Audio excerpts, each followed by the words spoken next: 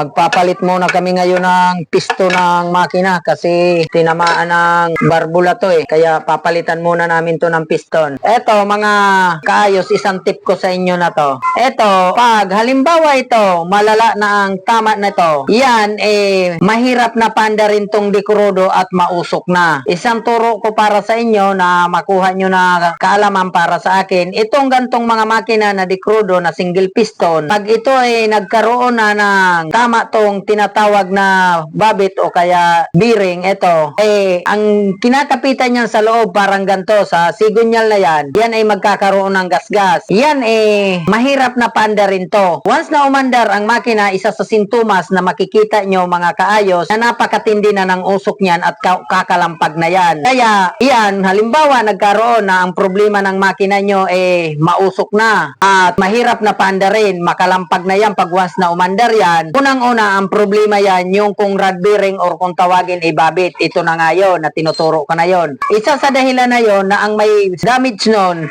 itong bearing na to, o kaya itong gunyal no yan. Dalawa ang sanhi ng pagkakaroon ng damage niya, nasira. Kaya, kung dumating sa punto na gano'n na nga, na sinabi ko kanina, nga itong mga makina na to, usok na, at hirap na paanda rin, dito na kaagad ang sakit niya na pupuntahan nyo. Tulad sa amin niya, wala namang problema yan at ay makinis. Ibig sabihin, yan hindi napabayaan sa langis. Isang pagkakataon lang naman ito na madalas masira itong makina na ganito kasi kung kinukulang siya sa supply ng langis sa taas. Kaya, laban sa bakal na yan, dito sa bakal naglalaban na yan. Ngayon, ang gagawin lang naman namin ito lang naman ang papalitan namin, itong taas na to, ang papalitan lang naman namin, yan lang kasi yan lang talaga ang sira na yan. Yan, tinatanggal ko na yan, oh. Yan ang papalitan namin.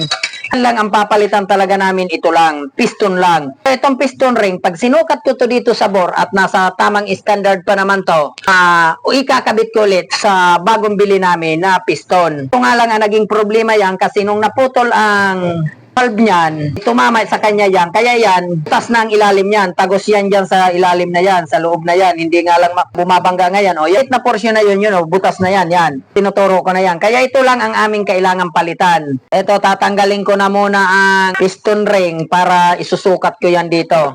Tingnan nyo kung halimbawa, titingnan ko nga kung ito kailangan ng palitan para malaman natin yan. Kasi pag ito maluwag na, yan akyat na rin ang langis dyan. Ang katulad na clearance na yan, okay na yan. Titingnan natin. Yung clearance na yan, okay yan. Ang magiging problema nito, itong clearance na sa ibabaw, okay na yan, yan o ganyan. Maganda yan. Itutulak ko yan pa ilalim para makita kung halimbawa ang kawan sa ilalim ay malaki. O yun.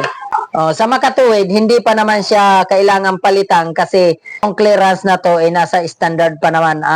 Bagamat nabawasan ng kapiraso, hindi tulad ng sa ibabaw kanina, hindi pa naman yan magamit. Hindi pa naman talagang maluwag yung pinaka-clearance na tinuturo ko na yan. Ito na mga kaayos na ikabit ko na ang piston dito sa ginagawa ko kanina. Pinagpatuloy ko na. Kaya nga lang ito may pagkakaiba. Itong piston na to, tulis yan. Kasi ang kinakabitan yan, nakap, yung dalawang butas dito. Kasi ito, kanya-kanya tong kabit. Ngayon, kung sakaling bibili kayo ng piston at hindi nyo na isabi at ang naibigay sa inyo sa tindahan ganito na flat. Ang kailangan sa flat na yan, itong 3 tornilyo na yan sa head. Ito rin ang para sa dyan sa kanya na piston ang kailangan. Kasi hindi sila magkatugma sa cylinder head kung sakaling ang bibilihin nyo na piston flat bago ang nakabitan ng cylinder head itong nandito sa dalawang butas na lang yan ay tinuturo ko na yan. Kaya ang kailangan match sila. Ito ang kamats nito dito.